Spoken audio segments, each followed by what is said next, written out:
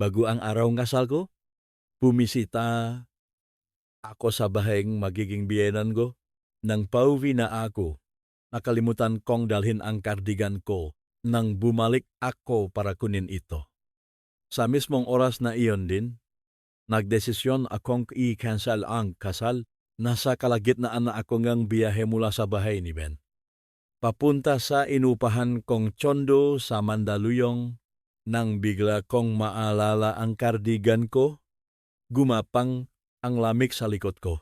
Hindi dahil sa panggabing hangin ng Maynila na pumapasok sa siwang ng bintana ng sasakyan, kundi dahil sa cardigan na iyon. Ang cardigan na iyon ay hindi katulad ng mga ordinaryong damit. Isa itong bag na cardigan na may v-neck na medyo maluwang sa hilid NG Cuello. Matiyagang ibinurda na. Nanay ko ang dalawang maliit na bulaklak, manong-manong burda, tahi bawat tahi. Kumbaga, parang tinahi niya ang buong buhay niya ron. Napapreno ako ng bihlang. Tumingit ang gulong ng sasakyan. Nagivan ng maikling marka sa aspalto. Bumukasara ang ilawang koseng nasa likuran ko. May isang bumusina, kahit nahihiya.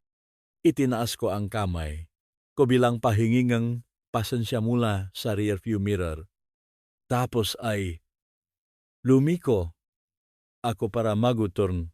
Pinaikot ko pabalik ang sasakyan na parang isang taong naiwan. Ang puso sa gitnang kalsada. Bukas na ang araw ng ngasal ko. Dapat sana ay nasa bahay na. Ako ngayon, natutulog ng maaga para pagpata ng umaga.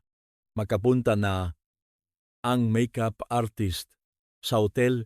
Kailangan kong alagaan ang itsura ko, ang energy ko, at ang pangarap kong maging isang magandang bride. Pero heto ako, bumalik sa bahay ni Ben dahil lang sa isang damit. Nakakatawa pakinggan. Diba? Pero sa loob ko, iyon ang huling bagay na nakokonekta sa akin kay nanay. Sa basbas niya, sa kabutihang ibinuhos niya, at sa buong pagmamahal niya. Bago ako umalis ng bahay, ngumiti nun si nanay.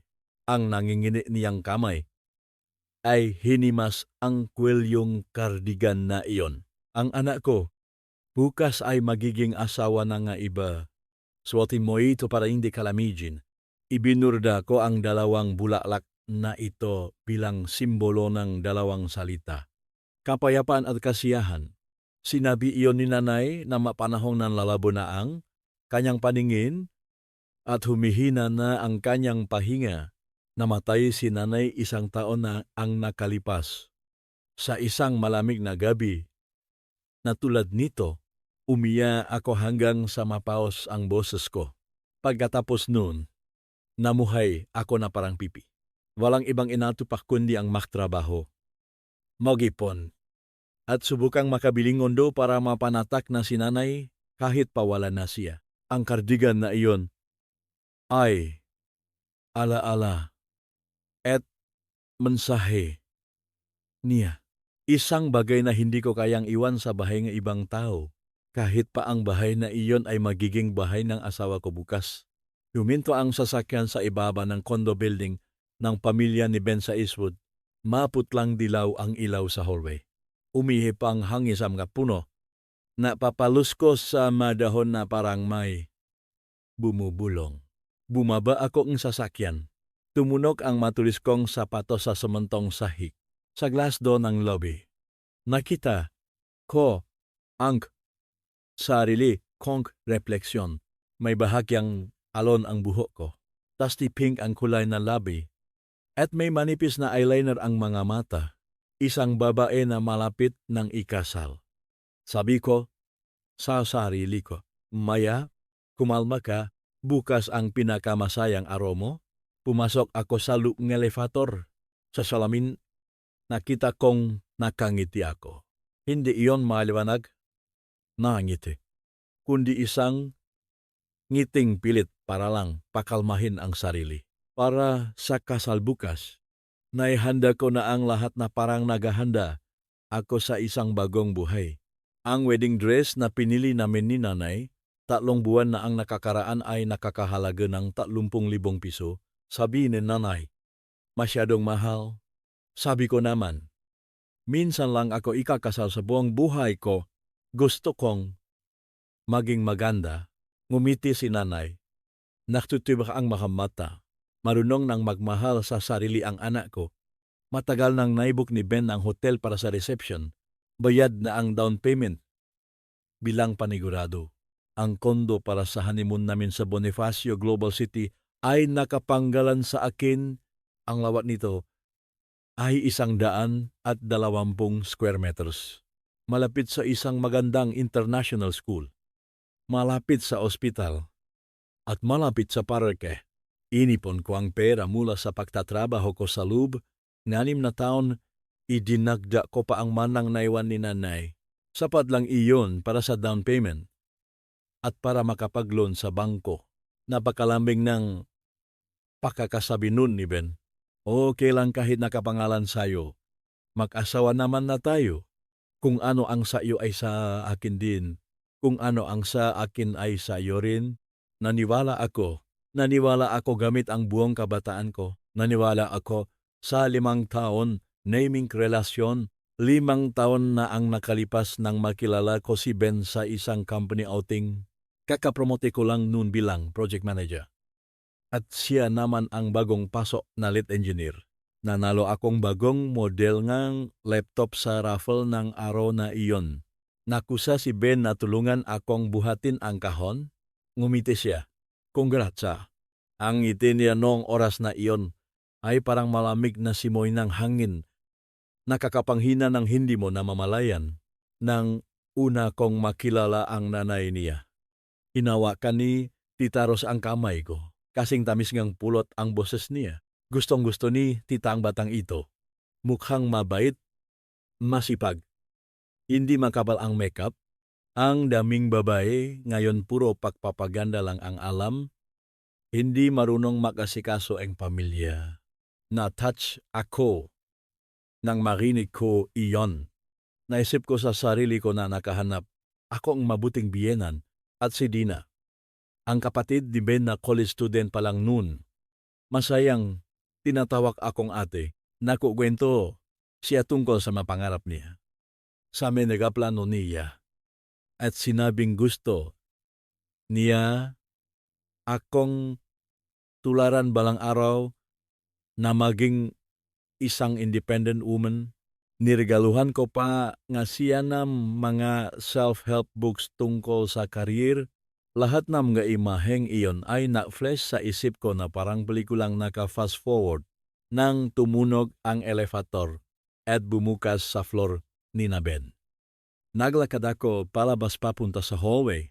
Bumukas ang sensor lights sa tapat energy pinto energy kondo nila. Huminga ako ng malalim. Kailangan ko lang pindutin ang doorbell. Ngumiti at sabihing, sorry po. Tita, naiwan ni Maya yung cardigan niya. Tapos kukunin ko at uuwi na. Simple lang. Itinaas ko ang kamay ko. Nakalutang ang daliri ko sa tapat ngang doorbell. At sa mismong oras na iyon, may narinig akong boses mula sa loob. Napakalakas at napakalinaw ng boses ni Tita Rose. Parang may kausap sa telepono na walang pakialam kung may makarinig man sa kanya. Naku, ang Maya na yan. Kakaalis lang niya. Diyos ko, nakakasuka na yung paraan niya. Nang pangiti, sobrang pake, natihilan ako. Parang nanigas ang daliri ko sa ere. May sumagot na mas batang boses. May tonong ng aasar. Di na pangalan ko.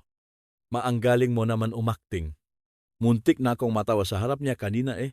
Napalunok ako. Biglang nalamig ang buod ng likod ko. Umigot sa isip ko ang isang tanong na walang saysay. Bakit sila nagsasalitang ganon? Sa loob, humalahak ng malakas si Tita Ros. Tawang kontento. Parang taong nanalo sa sugal, siyempre kailangan umakting. Kung Hindi tayo aacting. Paano natin makukuha yung condo nila na para sa honeymoon?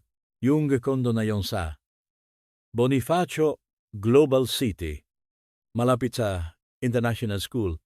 Ang laki nun ay 120 square meters. Ang presyo nun ngayon ay hindi bababa sa 8 milyong piso. Alam mo ba yon? Excited ang boses ni Dina. Parang batang nakatanggap ng regalo. Di ba pagkatapos nilang makasal? Magiging kay Kuya Ben na rin yung bahay na yon. Pak nangyari yon, madali na lang i-transfer ang titulo. Tapos ibebenta na ching. Sakto yung para makapagpatayo si Kuya Ben ng sarili niyang kumpanya. Diba? Umugong ang mataing ako. Kumabo ng malakas ang dibdib ko na parang gusto nitong basagin ang matadiyang ko. Transferin niya titulo. Ibenta, bawat salita ay parang sampal. Hindi sa mukha ko, kundi direkta sa pagkatao at dangal ko. Nagpatuloy si Tita Rose. Mas naging magaan pa ang boses niya. Parang isa lang akong gamit na pinag-usapan nila kung magkano ang presyo. Hindi lang yung condo niya, ha? Yung nanay daw niya negosyante dati. Siguradong may naiwang malaking iPhone. Pagkatapos kasal, sabihan mo si Ben na bulayin ng konti para mapunta sa atin ang hawa ng pera niya. Gusto ni, di na bumiling kotse o bumiling bahay. Matutulungan ka ni Mama. Napasandal ako sa pader ng hallway nang hina ang pareho kong binti. Kumapang ang malamig na pawis sa likod ko. Tumagos sa blusa ko, parang may yelo sa utak ko. Ang matatamis na salita ni Tita Rose kanina ay biglang naging nakakadiri. Ang maaliwalas niyang ngiti. Ang mainit niyang pahawak sa kamay ko. Ang linyang tinuturing na kitang parang sarili kong anak. Tita, ay biglang naging isang murang teleserye. Sa loob, rinig na rinig pa rin ang tawanan at ang kwentahan nila ng pera. Habang sa labas, nakatayo ako na parang naging bato sa harap ng pinto. Nakalutang pa rin ang kamay ko sa tapat ng doorbell. Hindi makapindot. Nakasandal ako sa malamig na pader ng hallway. Pakiramdam ko ay bumaliktad ang buong mundo ko sa harap mismo nga mata ko. Hindi bumukas ang kahoy na pinto sa harap ko. Pero ang masalita mula sa loob ay tumagos sa tainga ko. Sumaksak sa puso ko, mas matalim pa sa kahit anong kutsilyo. Pala ang 5 taon ng pag-ibig, mga family dinner, at may init na hawa sa kamay. Lahat ng iyon ay isang napakaayos na palabas lang. At ako ang pinakatangang bida sa kwento. Sa loob, patuloy pa rin ang boses ni Tita Rose. Walang kamalay-malay na sa labas ng pintong ito, naririnig ng magiging manugang niya. Ang bawat salita niya ay unga pala. Isa pa, bukas sa kasal, umarte kang umiyak ng konti, ha? Dina, sabihin mo kung gaano kamahal ni Kuya Ben mo, si Maya, kung gaano siya katsaring. Para makita nga kamaanak sa makabilang side na si Ben ay isang responsableng lalaki at mapagmahal sa pamilya. Humakikik si Tina. Mama, huwag kang mag-alala. Naihanda ko na ang lahat. Bukas sa inuman, sadya kong dadamihan ang ala ni Ate Maya. Pagnalasing yon, mas madali na siyang kausapin. Nanginig ang buong katawan ko, hindi dahil sa lamig, kundi dahil sa pandidiri. Sa mismong oras na iyon, may isang bagay sa loob ko na naduro ng pino. Hindi pa ibig, kundi ilusyon. Ilusyon na kung sapat ang pagiging totoo ko, kung sapat ang pasensya ko, kung sapat ang pagmamahal ko, ay makakakuha ako ng mabuting pamilya bilang kapalit. Pumigit ako, huminga ng malalim. Walang tumulong luha, siguro dahil masyadong na-shock o siguro dahil ang sakit ay lumagpas na sa limitasyon ko para umiyak sa isip ko ngayon. Hindi na bakit, kundi isang napakalinaw na kaisipan. Kailangan kong alaktas ang sarili ko. Binuksan ko ang bag ko, nangingini ang makame ko. Pero napakalinaw ng utak ko, kinuha ko ang cellphone ko. Mabilis na humulaw ang makadaliri ko. At binuksan ko ang voice recorder. Dahan-dahan akong yumuko at inilapit ang cellphone sa siwang sa ilalim ng pinto. Sa loop, nagpatuloy ang usapan. Mas naging garapal pa, pakakasalimaya. Tapos, naang problema na ching. Mabait ang batang yon at takot sa chismis. Saka na natin isipin kung maginartaman siya. Hindi rin siya makakapalag. Totuyan, ang makikita lang ibang tao ay mabuti ang pamilya natin. Kung siya ang hingi ng divorce o annulment. Lahat ng tao, husgahan siya bilang isang babaeng walang utang na loob. Narinig ko ang bawat salita. Parang pinipiga ang puso ko. Pero nanatiling matatag ang hawak ng kamay ko sa cellphone. Lumipas ang gitatalong minuto na parang gitatalong taong nang maramdaman kong sapat na. Inihinto ko ang recording. Ibinalik ko ang cellphone sa loob ng bag. Tumayo ako ng tuwid. Hindi na nangingini. Napakalinaw ang isip ko ngayon. Kailanman, hindi ako papasok sa pintong ito bilang isang manugang. Tumalikod ako at mabilis na naglakad papunta sa elevator. Tumuno ang matulis kong sapato sa sahig, mas malakas kaysa noong dumating ako. Bawat hakbang, tila tinatapakan ko ang mga pira-piraso ng sarili kong nakaraan sa Lube Energy Elevator. Nag-reflect ang maputlang mukha ko sa salamin. Tikom na tikom ang magalabi. Blanco ngunit malamig ang tingin ng mga mata. Tiningnan ko ang sarili ko tapos ay biglang natawa. Tawang matabang. May halong kapaitan. Maya, napakatanga mo talaga, sabi ko. Sa sarili ko. Pero at least, natauhan ka sa tamang oras. Bumiyahe ang sasakyan ko sa gitnang gabi. Ang mailaw sa kalsada ang Maynila ay naging malalabong guhit ng liwanag. Saka ko lang muling naisip ang kardigan ko. Ang kardigan na may burdo ni Nanay-Nanaywan sa bahay na yon. Hinawakan ko ng mahigpit ang manibela. Nagkaroon ng matinding labanan sa isip ko. Gusto kong bumalik para kunin iyon. Gustong-gusto. Pero nang maalala kong kailangan kong pindutin ang doorbell. Kailangan kong harapin ang mga mukhang iyon. Sikmura ko'y nasusuka. Wag na lang, ulang ko. Hindi na kailangan ang kardigan na iyon. Kung mananatili sa bahay na iyon, ay nadumihan na, hindi nadumihan ng alikabok. Kunding buding tao, pinihit ko ang manibela. Hindi na ako bumalik, kundi dumiretso na pauwi sa inupahan kong tsondo sa Mandaluyong. Isang tsondo na may 30 square meters. May isang maliit na kwarto. At sala na konektado sa maliit na kusina. Pero ito ang nag-iisang lugar na pakiramdam ko ay ligtas ako ngayon. Paubukes na pinto. Sinalubong akong malamig na hangin mula sa loob. Binuksan ko ang ilaw. Sa may sabitan ng damit, tahimik na nakasabit ang purong puting wedding dress ko. Dahan-dahan itong gumalaw dahil sa hangin mula sa bintana. Ang liwanag ng buwan na pumapasok ay nagpa-reflect sa tulip fabric nito ng malamig na ilaw. Parang isang napakagandang panaginip na napakarupok. Matagal ko itong pinagmasdan bago ako natawa. Tingnan mo nga naman ang sarili mo.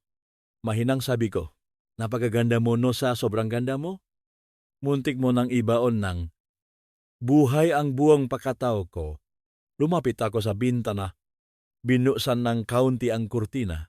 Pumasok ang panggabing hangin dala ang amoy ng maalinsangan na kalsada ng siyudad. Kumuha akong isang kahangyosi sa drawer.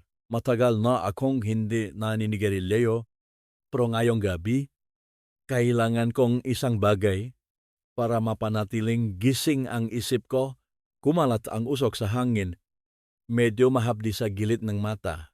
Sa gitnang usok, muling lumitaw ang mga lumang alaala. 5 taon na ang nakalipas. Sinabi sa akin Ben, Maya, pag naging mahirap ba ako balang araw?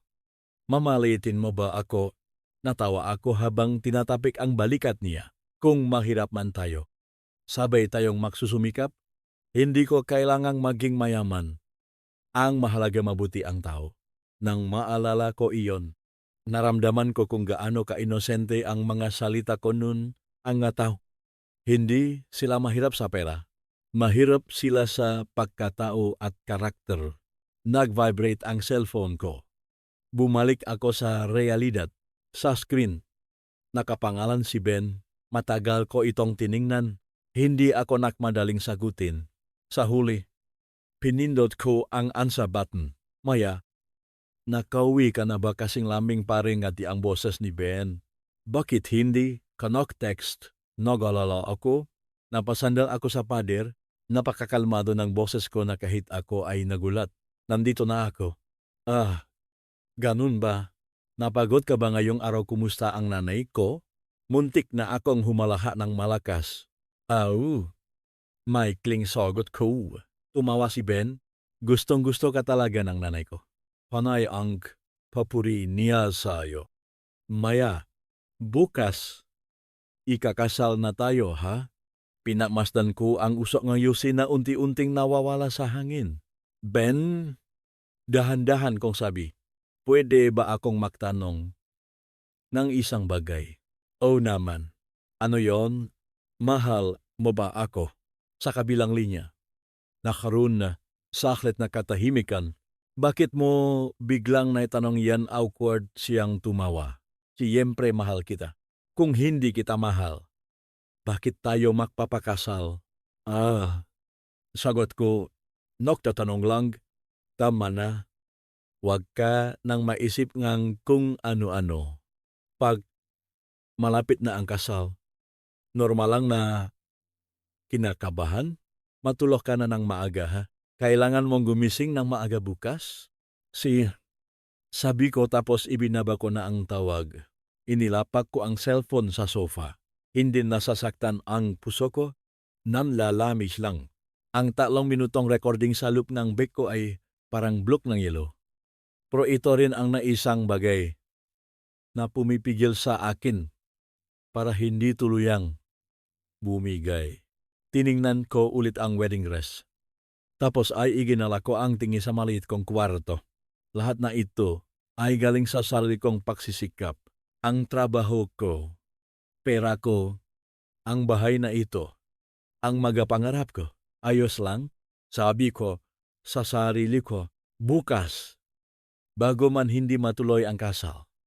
Pero iyon ang magiging araw na magsisimula akong mabuhay para sa sarili ko kung kayong gumaga nakikinig. Sa kwento ko ay nakakaramdaman awa sa akin. Paki-click lang po ang like at mag-subscribe para samahan ako sa aking paglalakbay. Ang suporta ninyo ang nagbibigay sa akin ng motibasyon para patuloy na ikwento ang katotohanan. Ikwento ang pagbangon ng isang babae na muntik nang isuko ang buong buhay niya sa maling tao. Pinatay ko ang sigarilyo, pinatay ang ilaw, at humiga sa kama. Mahaba pa ang gabi sa Maynila. Pero sa puso ko, unti-unti nang sumisilip ang malamig na liwewe. Halos hindi ako nakatulog ng gabing iyon. Hindi dahil sa pagiyak, hindi rin dahil sa sobrang sakit, kundi dahil napakalinaw ng isip ko. Napakalinaw sa paraang nakakatakot. Bawat detalye, bawat sinabi, bawat pekeng. Ngitingay, pamilya ni Ben ay patuloy na lumilitaw na parang slow motion na pelikula.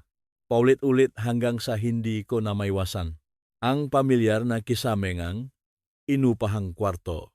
Ang maputlang dilaw na ilaw. Ang tunog nga sasakyan sa labas na palit ng palit habang lumalalim ang gabi. Nakaiha ako run. Nakapatong ang makame sa dibdib.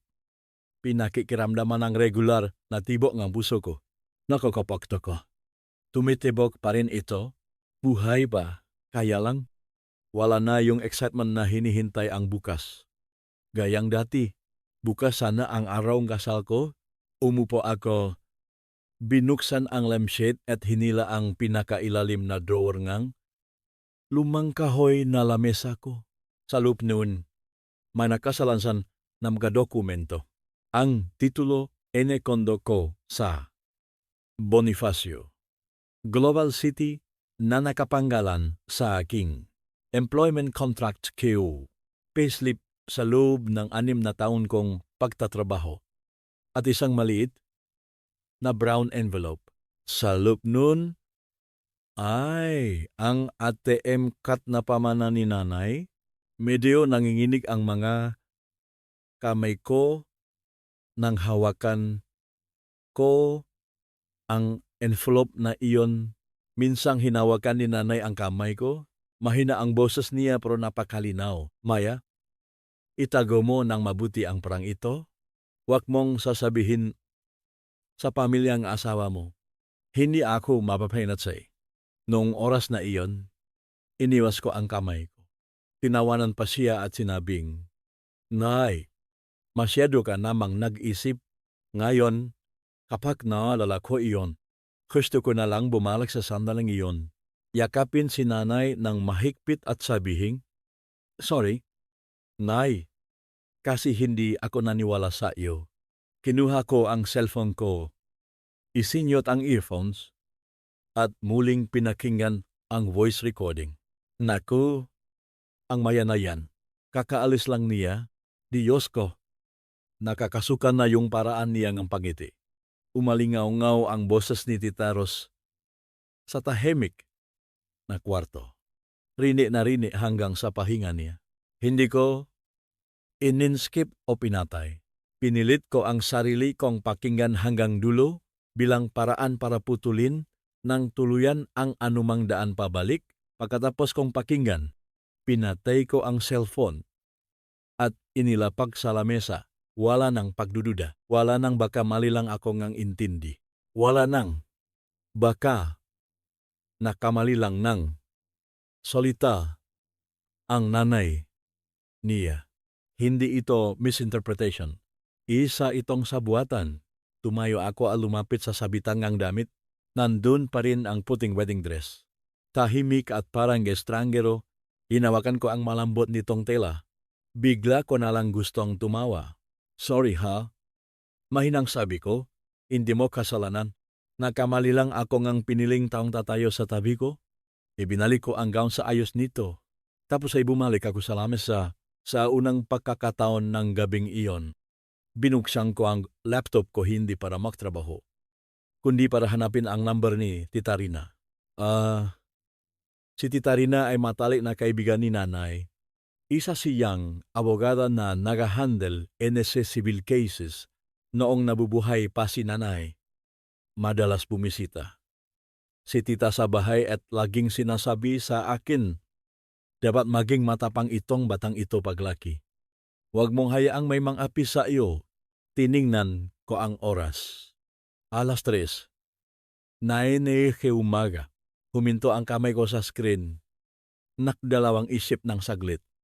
Tapos nagdesisyon akong isara ang laptop. Hindi pa oras. Kailangan ko munang mag-isip ng napakalinaw kung ika-cancel ko ang kasal. Anong mangyayari? Magagalit ang pamilya ni Ben? Makbubulungan ang mga kamag-anak sa makabilang side? Magtatanong ang kaibigan at katrabaho? May mga maava. May mga maninisi. At may makamanunod lang mula sa labas at manghusga. Pero kung hindi ko ika-cancel, mawawalan akong bahay, mawawalan akong at mawawalan ng respeto sa sarili ko. Kumpara doon, ano ba naman ang halaga ng ilang tsismis? Tinanong ko sa sarili ko ang isang napakasimpleng tanong, kung buhay pa si nanay, ano ang gusto niyang gawin ko? Dumating ang sagot ng mas mabilis pa sa inasahan ko. Gusto ni nanay na mabuhay ako. Mabuhay ng maayos para sa sarili ko. Unti-unting nagliwanag ang langit Pumasok ang maputlang liwanag sa siwangang kurtina.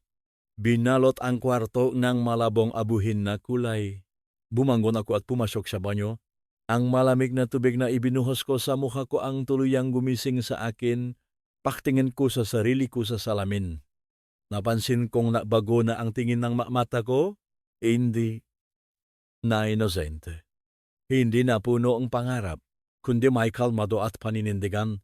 Okay, sabi ko sa sarili ko, gawin na natin to.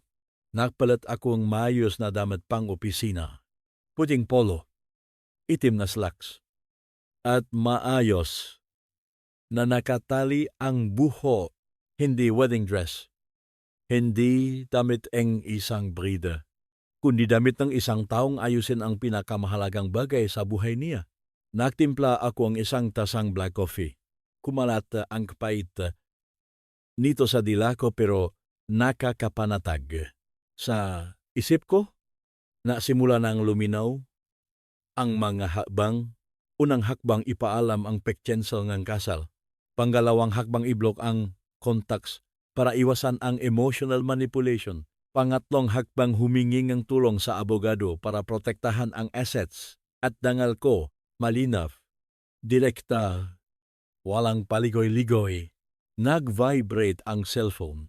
May text galing kay Dina. Atemaya, wag mong kalimutang matulog ng maaga ha. Dapat pinakamaganda ang brede bukas.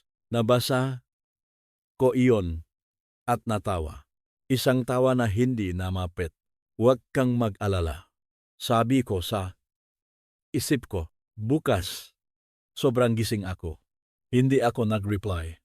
Inilapag ko ang cellphone at binuksan ang messaging app. Hinango ko ang pangalan ni Ben.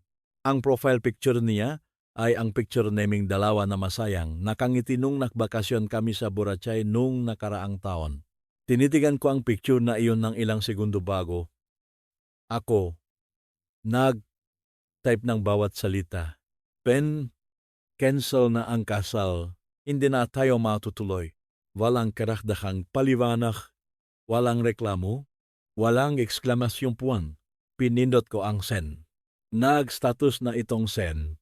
Kumabog ng mabilis ang puso ko. At maya-maya ay bumagal. Isang kakaibang ginhawa ang bumalot sa akin. Parang may tinanggal na isang malaking bato mula sa balikat ko. Biglang nagvibrate nang walang tigil ang cellphone ko. Tawag mula kay Ben, tapos kay Tita Rose, tapos kay Dina. Kalmado kong tiningnan ang screen. Tapos pinatay ko ang cellphone. Hindi dahil natatakot ako, kundi dahil alam ko na sa ngayon. Kahit anong sabihin nila, ay wala ng kwenta. Hindi nila kailangan ang katotohanan. Kailangan lang nilang pakinabang. Umupo ako sa upuan. Pinakmastan ang sinak na araw na nagsisimula ng pumasok sa kwarto. Nagsimula na ang isang bagong araw. Hindi ang araw ng kasal ko, kundi ang araw kung saan pinili kong bawiin ang sarili kong buhay. Kung kayong man nakikinig ay umabot na sa partang itong kwento. Siguro marami sa inyo ang naiinis, nagagalit at naawa. Pero maniwala kayo sa likod ng mga gabing walang tulog. Na tulad nito, laging may mas maliwanag na daang naghihintay. Huminga ako ng malalim. Binuhay ko ulit ang cellphone ko at hinanap ang number ni Tita Rina. Tita, sabi ko nang sagutin. Niya ang tawag sa kabilang linya. Pause pero matatag ang boses ko. Kailangan po ni Maya ang tulong ninyo. Urgent po. Sa kabilang linya. May ilang segundong katahimikan. Tapos naging seryoso ang boses ni Tita Rina. Sabihin mo sa akin, Maya, anong problema? Tumingin ako sa labas ng bintana kung saan nabalot ng angsina ng araw ang bubong ng lumang bahay. Hindi po ako matutuloy sa kasal, sabi ko, at kailangan ko pong protektahan ang lahat ng iniwan ni nanay para sa akin. Dumating si Tita Rina sa inuupahan kong kwarto ng sikat na ang araw. Nakagray na blazer siya. Nakapusot ng maayos ang buhok. Seryoso ang mukha. Pero napakainit ng tingin niya. Pagpasok pa lang niya, inilibot na niya ang paningin niya. Himinto ang tingin niya sa wedding dress na nakasabit bago lumipat sa akin. Ayos ka lang ba? Tumango ako at tipid ng umiti. Ang ngiti ko ay hindi na nanginginig katulad kagabi. Kandi nakakapagtakang kalmado. Ayos lang po si Maya. Tita, ngayon lang po naging ganito kalinaw ang isip ko. Hindi na naktanong pa si Tita Rina. Inilapak niya ang bag niya. Umupo sa harap ko. At naklabas ng malit na notebook at ballpen. Ikwento mo sa akin mula umpisa, bawat detalye, huwag mong laktawan kahit ano. Nakkwento ako. Ikinwento ko mula nung bumalik ako para kunin ang kardigan ko. Bawat salitang narinig ko sa likod ng pinto hanggang sa 3 minutong recording na nakasafe sa cellphone ko, nang i-play ko ang recording kay Tita Rina. Tila nanigas ang maliit na kwartong ito. Matamang nakinig si Tita Rina. Hindi siya sumingit. Nang matapos ang recording, huminga siya ng malalim. Mabuti na lang at nandun ka. Dahan-dahang sabi niya, mabuti na narinig mo at mas mabuti pang nai-record mo. Ngumiti ako. Sa loob-loob ko, biglang may sumibol na halo-halong pait at pagiging katawa-tawa. Hindi rin po inakala ni Maya na darating ang araw na gagawin ko ang ganitong bagay. Ganyan talaga ang buhay. Sagot ni Tita Rina. May mga leksyon na dumarating na may napakamahal na kapalit. Pero kung hindi mo pag-aralan, mas lalong magiging mahal ang kabayaran nito. Binuksan niya ang bag niya at naglabas ng makapal na bond paper. Ngayon, pakinggan mo ako. Una, hindi ka pwedeng makpalambot. Gagawin ngang pamilyang iyon ang lahat. Tatawag, pupunta ng personal. Iya, maninisi. O mananakot pa nga. Isa lang ang layunin nila ang palambutin ka. Tumango ako. Pangalawa, lahat na assets na nakapangalan sa iyo, wag na wag mong ibibigay ang kahit anong orihinal na dokumento sa kanila kahit ano pang dahilan nila. Naintindihan po ni Maya. Pangatlo, tinitigan ako ni Tita Rina sa mata kung kailangan mong magsalita. Magsalita ka lang kapag kaharap ang abogado. Ang salita ni Tita Rina ay hindi para guman ang loop ko, kundi parang salbabida na inihagi sa tamang oras. Nakring ang cellphone ko na parang pinapatunayan ang sinabi ni Tita. Sa screen, nakapangalan ang number ni Ben. Tiningnan ko iyon saglit tapos pinindot ko ang sagot. Maya, nasaan ka? Hindi na malambing ang boses ni Ben. Kundi nakmamadali at inis. Nare-realize mo ba kung anong ginagawa mo? Nilagay ko sa loudspeaker. Inilapag ang cellphone sa lamesa. Nasa bahay ako. Anong bahay? Ang lakas ng loop mong i-cancel ang kasal nang hindi man lang nakikipag-usap sa akin ng maayos. Tumingin ako kay Tita Rina. Dahan-dahan siyang tumango. Pen. Flat na sabi ko, nag-send na ako ng malinaw na text. Cancel na ang kasal? Hindi na tayo matutuloy. Dahil saan tumaas ang boses ni Ben. Sabihin mo nga sa akin, hindi pwedeng nag-iinarte ka ng walang dahilan. Walang dahilan tumawa ako. Gusto mo talagang malaman ang rason? Oh? Gusto kong marinig. Hindi ako agad sumagot. Kinuha ko ang cellphone at naiplay ko ang voice recording. Ang boses ni Tita Ros, ang boses ni Dina, bawat salita ay rinig na rinig sa buong kwarto. Sa kabilang linya, biglang tumahimik. Ang tanging naririnig lang ay ang mabilis na pahinga ni Ben. Nang matapos ang recording, saka ako nagsalita. Gusto mo pa bang marinig ang dahilan? Mahabang katahimikan. Tapos ay nagsalita si Ben. Hindi na kasing sigurado kanina ang boses niya. Maya, tungkol dayan. Hayaan mong ipaliwanag ko. Nagsasalita lang ng ganun ang nanay ko. Hindi ko yon intensyon. Ganun ba tanong ko? Paano naman yung tungkol sa kondo? Tungkol sa perang pamanang ng nanay ko? tungkol sa paglalasing niyo sa akin sa sarili kong kasal. Maya, pakinggan mo ako. Lahat ng kailangan kong marinig. Narinig ko na nawalan ng pasensya si Ben. Huwag kang Maya, handang-handa na ang kasal, ang bisita, ang restaurant, ang pamilya. Kung ika-cancel mo yan, ipapahiya mo ang parehong pamilya. Ngumiti ako ng mapait. Tapos, naisip mo ba kung paano ko mawawala ang buong buhay ko? Natahimik si Ben. Nung oras na iyon, may sumingit na ibang boses. Boses ni Tita Rose. Maya, anak, huwag mong pakinggan ang recording na yon tapos mag-isip ka na ng masama. Nagsalita lang ng ganun si Tita kasi nag-aalala ako sa magiging future niyo ni Ben. Tumingin ako sa labas ng bintana.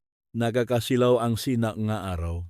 Tita Rose, dahan-dahang sabi ko, hindi niyo na po kailangang umarte pa. Narinig na po ni Maya ang lahat. Anong ibig mong sabihin tinuring na kitang parang sarili kong anak? Kung tinuturing niyo po akong anak, putol ko, hindi po kayo magpaplanong ibenta ang bahay ko ng patalikot. Saglit na natsahimik si Tita Rose. Tapos ay tumaas ang boses niya, ikaw na bata ka. Paano ka ba magsalita ha? Huminga ako ng malalim. Nagsasalita po ako base sa katotohanan, saka nagsalita si Tita Rina. Kalmado, ngunit napakalinaw. Good morning po, Tita Rose. Ako po si Rina, abogada at legal representative ni Maya simula ngayong araw. Sa kabilang linya, biglang tumahimik, nagipatuloy si Tita Rina. Lahat po niya komunikasyon pagkatapos nito, kung meron man, ay maaari ninyong idiretso sa akin anumang pananakot, paninirang puri, o pagtatangkang nakawin ang ari-arian ay itatala at ipoproseso ayon sa batas. Pagkalipas ng ilang sandali, saka nagsalita si Ben, mas mababa na ang tono niya. Maya, gusto mo ba talagang palalain pa ang sitwasyon na to? Diretso akong tumingin sa cellphone. Hindi ako ang nakpalala nito. Huminto lang ako sa tamang oras. Pinatay ko ang tawag. Pumalik ang katahimikan sa kwarto. Pero hindi ito yung mabigat na katahimikan tulad kagabi. Ito yung nakakaginhawang katahimikan. Parang pagkatapos dumaan ng isang malaking bagyo. Tiningnan ako ni Tita Rina, may halong pagmamalaki ang tingin niya. Magaling ang ginawa mo. Umupo ako sa upuan, huminga ng malalim. Tita, sabi ko, hindi pala ganun kalungkot si Maya. Kasi natauhan si Maya sa tamang oras. Tiningnan ko ang wedding dress. Sa unang pagkakataon, hindi ako nakaramdam ng pagsisisi. Tita, may hihilingin pa po sanang isang pabor si Maya. Sabi ko, yung parang inutang ang pamilya ni Ben sa akin sa loob ng ilang taon. Gusto ko po sanang singilin at pawin. Tumango si Tita Rina. Ihanda mo lang ang lahat ng proof of transfer. Ako na ang bahala sa iba. Tumayo ako. Lumapit sa lamesa at binuksan ang drawer. Isa-isang lumitaw ang mga proof of transfer sa harap ng mamata ko. Bawat numero ay parang isang paalala. Mabuti na lang at itinago ko ang lahat ng ito. Bulong ko, ngumiti si Tita Rina. Hindi yon swerte. Resulta yung ng kung paano mo i-organize ang lahat. Sa labas, abala na ang umaga sa Maynila. Baka may mga taong pupunta pa rin sana sa kasal. Makokongratulate. At maniniwala pa rin sa magagandang pictures. Habang ako, sa maliit na kwartong ito, ay dahan-dahang binalas ang patibong na 5 taon nilang inihanda. At alam kong hindi pa tapos siyang bayo, pero at least, nasa panig na akong tama. Pagkatapos ang tawag kaninang umaga, ang inuupahan kong 30 square meters na tsondo ay biglang naging isang headquarters. Hinila ni Tita Rina ang upuan palapit sa lamesa. Binuksan ang laptop at inayos ang mga dokumento sa isang maayos na salansan. Naktimpla ulit akong kape, inilapak iyon sa harap ni tita at umupo sa tapat niya. Wala nang paligoy-ligoy, nagtatrabaho. Kami na parang 2 taong naksosolve ng isang mahirap na math problem, kung saan ang sagot ay ang kapayapaan ng buhay ko. Ibigay mo sa akin ang lahat ng proof of transfer, sabi ni Tita Rina. Matatak ang boses niya, mas malinaw. Mas mabuti, tumango ako. Binuksan ang folder na hinanda ko pa kagabi. 17 beses na transfer. Bawat isa ay may makakaibang dahilan. Minsan dahil may emergency daw ang pamilya. Minsan kailangan ni Dina makbayat ng tuition. Minsan pang-renovate ng bahay. Pansamantalang investment. O minsan pampekot lang daw ng pera. Iba-iba ang halaga. Mula 3,000 piso hanggang 50,000 piso. Ang kabuuan ay 60,000 piso. Pinasa iyon ni Tita Rina ng dahan-dahan. Parang bumabasang isang kaso. Una, sabi niya, transfer sa account ni Tita Rose. Ang remark pansamantalang pautang. Pangalawa, sa parehong account. Pangatlo, transfer sa kapatid ni Bena si Dina. Ngumiti ako ng mapet. Nung mapanahong iyon, simple lang mag-isip si Maya. Sabi ko, pamilya naman, sabi nila may problema. Kaya tumulong si Maya. Inangat ni Tita Rina ang ulo niya at tiningnan ako. Hindi ka mali sa pagtulong. Nakamali ka lang sa pagtulong ng labis sa mga taong hindi karapat-dapat. Napatawa ako sa sinabi ni Tita, tawang magaan. Hindi na mapait. Siguro dahil sa wakas, may isang taong nakpahaya ng nararamdaman ko nang may hustisya. Nagvibrate ang cellphone ko nang walang tigil. Sunod-sunod ang pasok no text galing kay Ben Maya. Pakinggan mo naman ang paliwanag ko. Galing kay Dina ate. Kung may problema po, pwede namang pag-usapan ng maayos. Bakit kailangang palakihin? May tumatawag na unknown number. Tiningnan ko lang. Hindi ko sinagot. Tiningnan ni Tita Rina ang screen ng cellphone ko at kumaway. Huwag mong sagutin. Time test nila ang magiging reaksyon mo. Pinatay ko ang ringtone at itinob ang cellphone. Noong oras na iyon, pakiramdam ko nakakatawa. Dapat ngayong araw, nakaupo ako sa dressing room. Suot ang wedding dress ko. At nakangiti sa mga bisita. Pero ang totoo, heto ako at pinibilang ang bawat pisong ipinautang ko para bawiin ang hustisya. Talagang walang sinuman ang makakapagsulat ng script ang buhay natin para sa atin.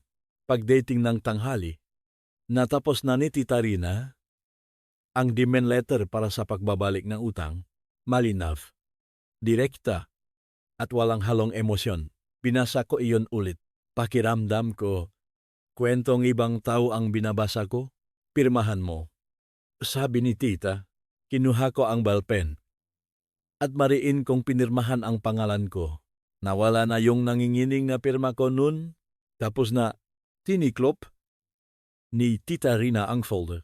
Ipapadala ko ang sulat na ito ngayong hapon. Kung matalino sila, makikipag-negotiate sila. Kung hindi, sapat ang legal na. Basehan natin. Huminga ako ng maluwag.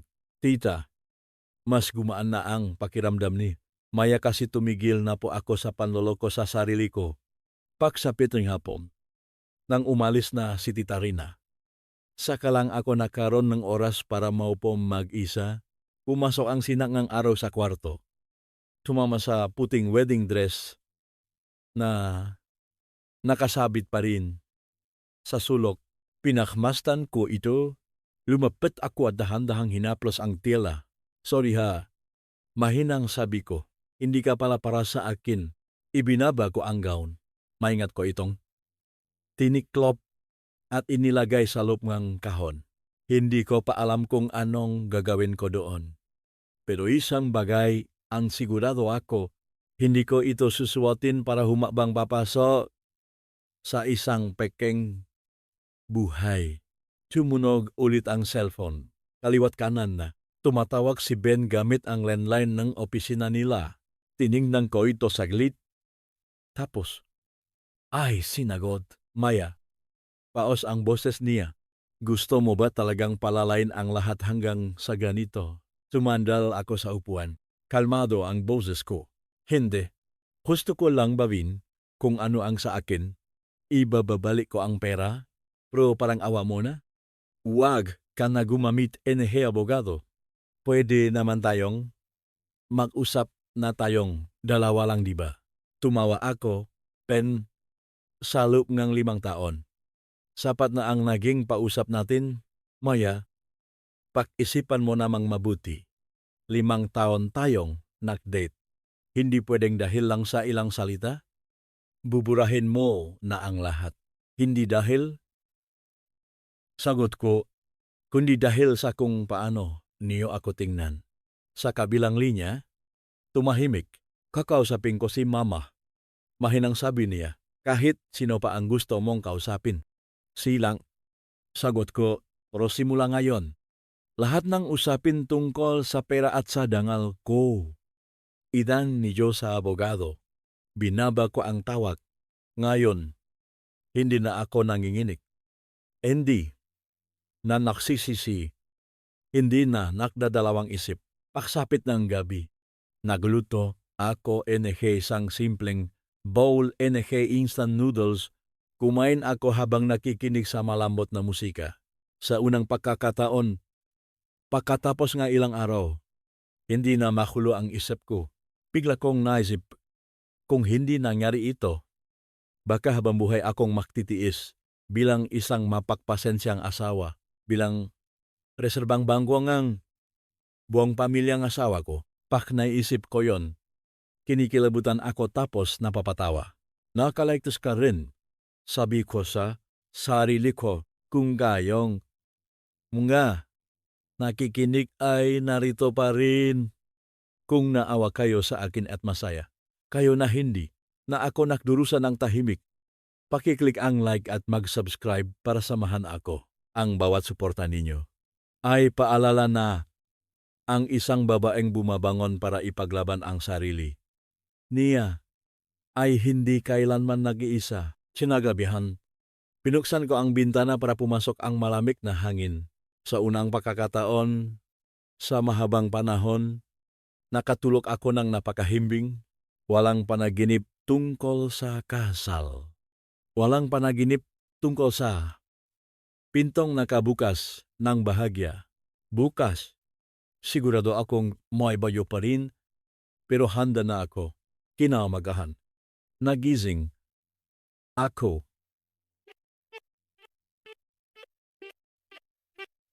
Ako paktunog. Ning alarm. Ning alas 6:00 media ning umaga. Sakto sa oras na. Palagi akong umaalis papuntang trabaho. Saklit na nalito ang isip ko sa lubi ni Grange Segundo. Inakala ko pa rin na susuotin ko ang wedding dress ko ngayong araw, upo sa harap ng salamin, makikinig sa maingay na hairdryer, at amuyin ang pamilya na amoy ng makeup. Pero isang segundo lang iyon at naalala ko ang lahat. At ang unang naramdaman ko ay hindi pagsisisi, kundi ginhawa. Nakunat ako at binuksan ang bintana. Maaliwalas ang langit ng Maynila ng umagang iyon. Isang bihirang pagkakataon. Ang sinaang araw ay tumatama sa mga bubong ng kabilang bahay. Mainit at kalmado. Isang ordinaryong araw. At ang pagiging ordinaryo nito ang nagbibigay sa akin ng pakiramdam na ligtas ako. Nahanda ako para pumasok sa trabaho tulad ng dati. Puting polo, itim na slacks, flat shoes. Walang nakakalam na ngayong araw sana ang kasal ko. At wala rin akong balak na ipaalam ito sa iba. Ito ay pribadong buhay ko. Gusto kong sarilinin. Paklabas ko pa lang ng kwarto. Nag-vibrate na ang cellphone ko. Ngayon, hindi si Ben, kundi isang number. Tiningnan ko ito lang segundo bago sinagot. Hello, si Maya. Ba, ito. Boses ngang isang medyo may edad ng lalaki na medyo galit. Opo, ako nga po. Tito ako ni Ben. Ano bang nangyayari sa inyong dalawa? Nakagulo ang buong pamilya dahil sa ginawa mong ito? Huminto ako sa dulong hagdan at sumandal sa hawakan. Tito, ailing version po ba ang gusto niyong marinig? Yung totoo. Iha, malaking bagay ang kasal. Kung may problema man, pwede naman pag-usapan ng maayos. Bakit pinalaki niyo ganito? Ngumiti ako. Tama po kayo. Tito, ang malalaking bagay dapat nililinaw. Ang totoo po ay hindi ako matutuloy sa kasal at may mabigat po akong dahilan. Anong dahilan ba iyon? Hindi na ako sumagot ng mahaba. Kung gusto niyo pong malaman, Tito, pwede po kayong kumonta sa abogada ko? Nandun po ang lahat ng ebidensya. Sa kabilang linya, tumahimik ng ilang segundo bago lumambot ang boses niya. Maya, matagal na rin kayong nakdi ni Ben. Umasa sana ako na pag-iisipan mong mabuti. Pinag-isipan ko na po itong mabuti. Sabi ko, hindi ko na po babaguhin ang desisyon ko. Ibinaba ko ang tawag. Pagdating ko sa gate, humihip ang malamig na hangin. Sa puso ko, wala ng gulo, ang manggatawag na ganito. Alam kong dadami pa, pero parang maliliit na alon na lang sila. Hindi na sapat para patumbahin ako. Sa opisina, normal ang lahat. Binati akong gakatrabaho ko. Nagtanong tungkol sa trabaho. Nag-usap tungkol sa proyekto. Walang nakbanggit tungkol sa kasal. Siguro dahil tahimik naman talaga akong tao. O siguro dahil abala rin ang lahat sa kani-kanilang buhay. At bigla kong na-realize hindi umikot ang mundo dahil lang sa na-cancel na kasal. Naging sentro lang iyon sa isip ko. Tanghali. Habang kumakain akong baon, nag-vibrate ulit ang cellphone ko. Ngayon, galing kay Tita Ros. Tiningnan ko ang pangalan niya sa screen. Huminga ng malalim. At sumagot, Maya, ibang-iba ang boses niya kumpara nung nakaraang araw. Sobrang lambing na nakakapanibago. Nasaan ka? Nasa opisina po. Tita, pwede bang mag-usap tayo, susunduin kita? Tayong dalawa lang? Tumawa ako. Tita Rose, palagay ko po wala na tayong dapat pag-usapan na tayong dalawa lang. Galit ka ba kay Tita? Nabasak ang boses niya. Matanda na si Tita. Kung may mali man sa nasabi ko, sana mapatawad mo na ako. Tumingin ako sa labas ng bintana ng opisina kung saan tumatama ang araw sa desko. Tita, hindi pa ako galit. Nawalan lang po akong tiwala. Anong ibig mong sabihin diyan? Ang ibig ko pong sabihin. Simula ngayon, lahat pong pag-usapan natin ay idaan ninyo sa abogada ko. Wala na po akong gustong pakinggang paliwanag. Sa kabilang linya, biglang nagbago ang boses niya. Hindi na malambing. Maya, wag mong porket ganyan. Ipitin mo na kami. May dangal din ang pamilya namin. Tumawa ako ng mapait. Ang dangal, wala sa salita. Nasa ginagawa po iyon. Binaba ko ang tawag at plinok ang number niya. Medyo nanginginig ang kamay ko, pero napakagaan ng pakiramdam ko. Parang may nailok na akong pinto na matagal nang dapat nilok. Pagsapit ng hapon, nag-text si Tita Rina. Natanggap ng kabila ang demand letter. Gusto nilang makipag-negosyete. Binasa ko ang mensahe at kinagat ko ang labi ko. Tita, kayo na po ang bahala. Ayoko na pong makipakita ng personal. Mabilis na nag-reply si Tita Rina. Huwag kang mag-alala. Ma-focus ka na lang sa buhay mo. Tinago ko ang cellphone at bumalik sa pagtatrabaho.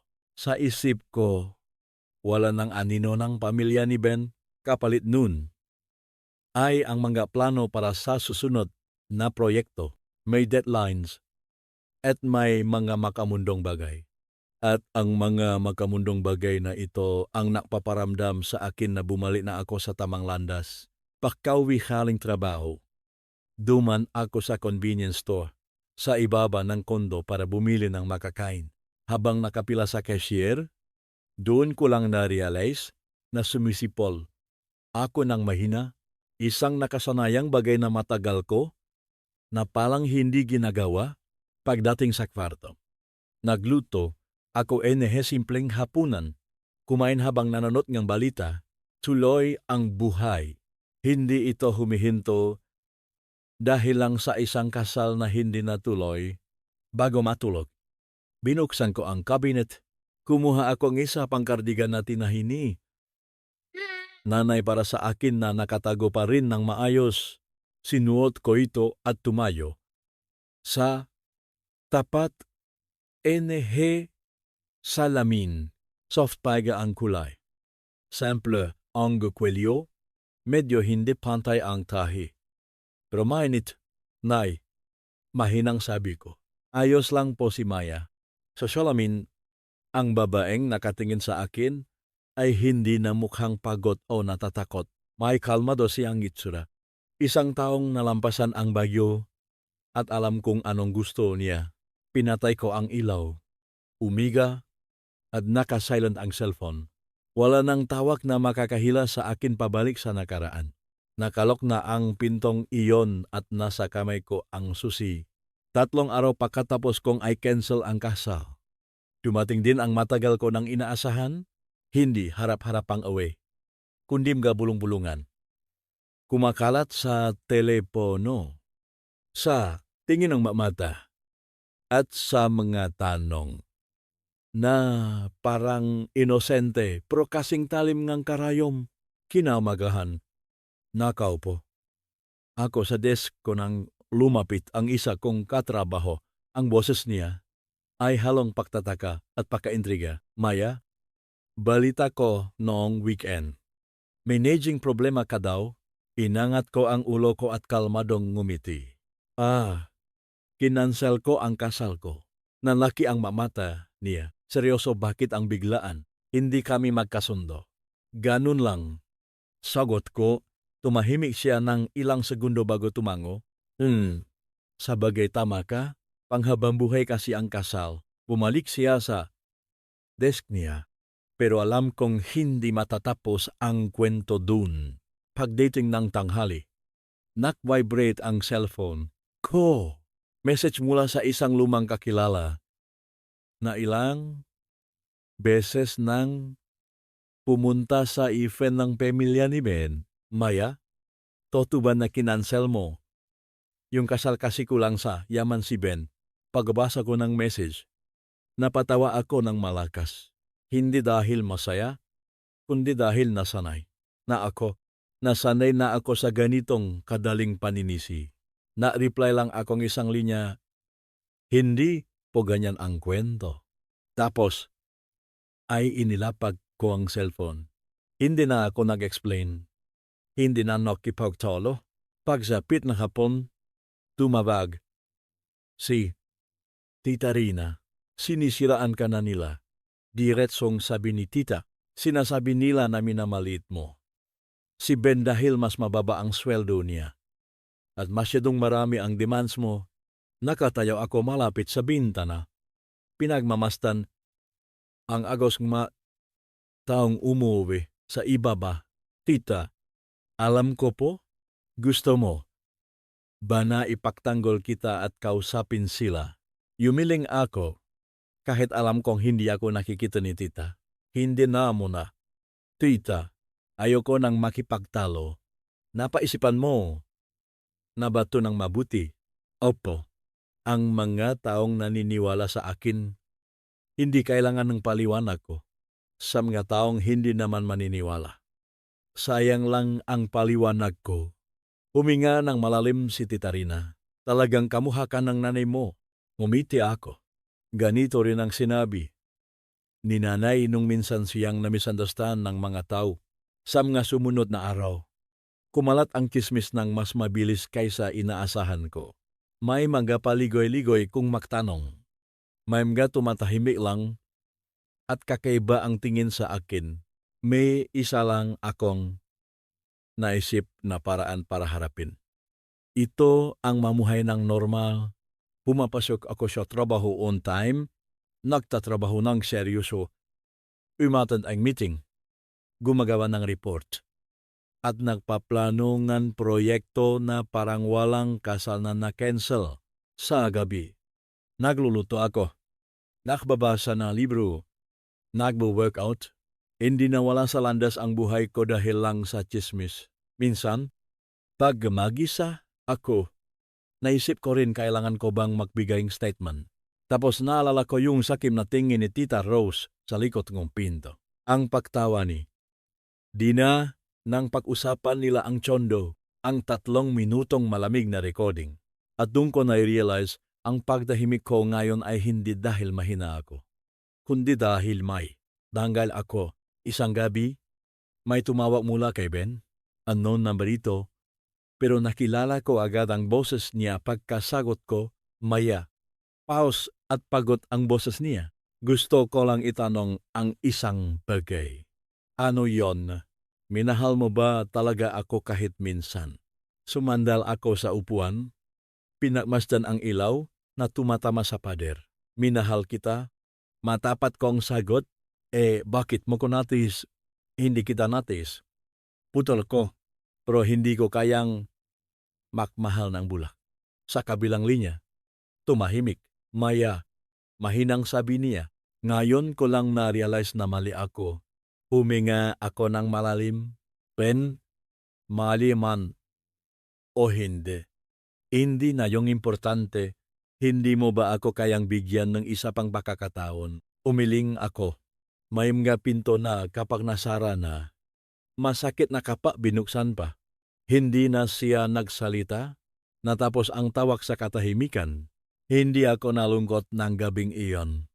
Hindi ko rin naramdaman na panalo ako. Medyo naging blanco lang ang puso ko. Pero agad itong napuno ng kapayapaan. Pagkalipas ng ilang araw, ibinalita sa akin ni Tita Rina. Pumayag silang ibalik ang pera. Hahatin sa 3 hulog. Sabi ni Tita, bawat isa ay nasa 70,000 piso. Ang unang hulog ay itatransfer nila sa susunod na linggo. Tumango ako sa telepono. Salamat po. Tita, gusto mo ba silang makita para pumirma sa kasunduan? Hindi po. Mabilis kong sagot. Kayo na lang po ang kumatawan sa akin. Siya, pagkababa ng tawag. Matagal akong tumayo malapit sa bintana, sa lawas.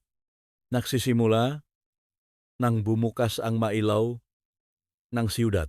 Patuloy na umaandar ang lahat sa kabilang ng paguho. Ng pribadong buhay ng mga tao, bigla kong naisip simula nang kinansel ko ang kasal. Hindi ako umiyak dahil nawala si Ben. Umiyak lang ako para sa dating bersyon ng sarili ko na nagkamali sa pagtitiwala. At nang mawala ang bersyon na iyon, natuyo na rin ang mahaluwa ko. Kung may magtatanong sa akin, kung masakit bang siraan kang ibang tao, sasagutin ko pero ang sakit na iyon ay hindi sapat para hilahin ako pabalik sa lugar kung saan hindi ako nabibilang. Binuksan ko ang cabinet. Inilabas ang kahon na may wedding dress.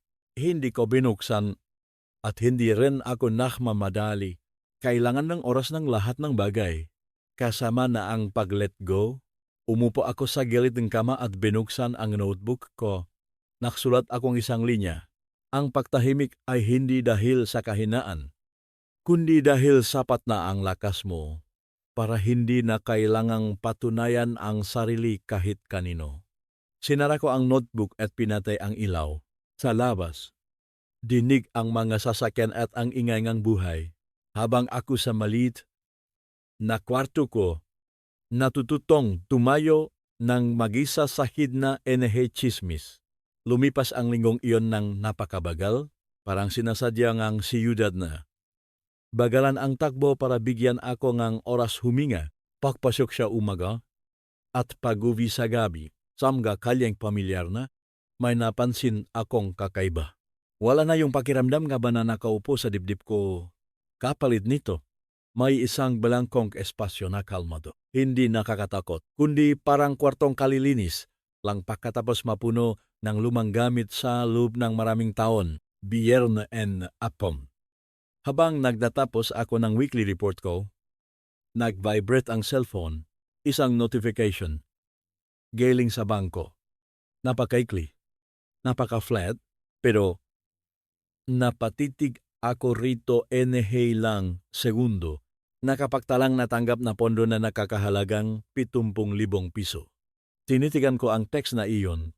Hindi ako tumalon sa tuwa. Hindi ako nakahinga ng maluwag. At hindi rin ako natuwa.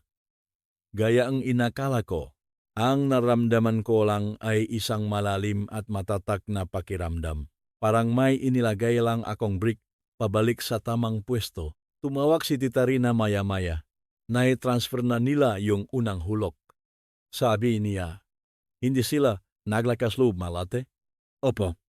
Tita, sagot ko, maraming salamat po. Kumusta ang pakiramdam mo? Nakisip ako saklit. Wala naman po. Tita, normal lang. Tumawa ng mahina si Tita Rina. Mabuti yan.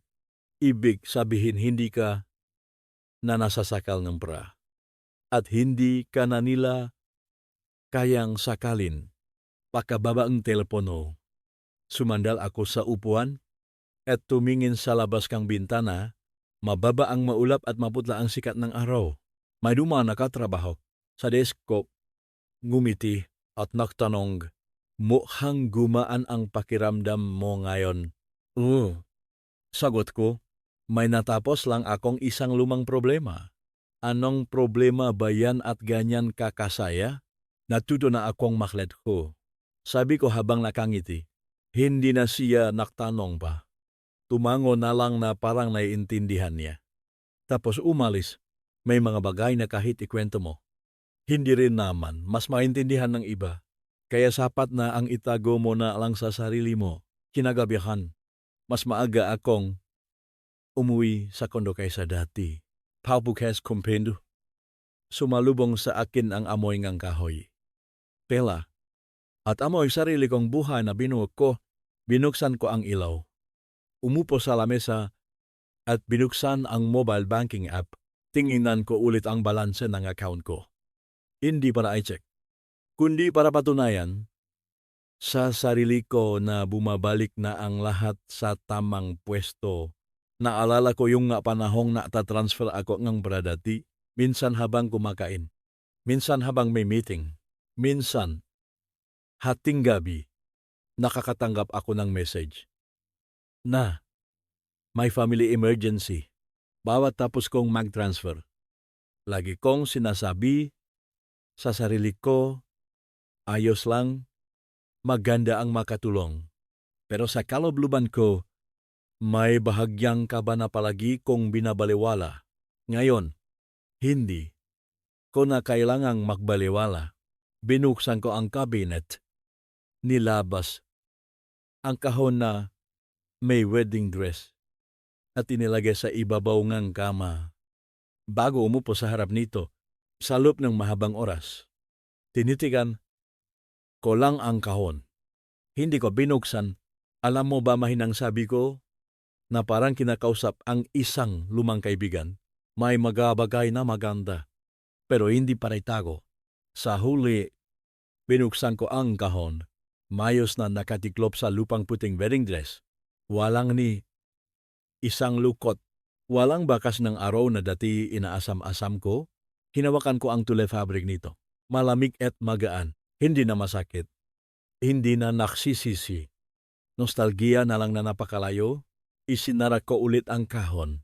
Hindi ko pa alam kung anong gagawin ko rito. Pero alam ko na pagdating ng tamang oras, hindi ako magdadalawang isip. Nag-vibrate ang cellphone. Message galing kay Dina, Ate Maya, na bayaran na yung first installment. Sorry po ulit sa problema nung nakaraan. Binasa ko ang message. Hindi ako agad nag-reply. Makalipas ang ilang sandali, nag-type ako ang isang linya. Obligasyon ang pagbabayad ni utang. Hindi pabor. Tapos blinok ko ang number niya.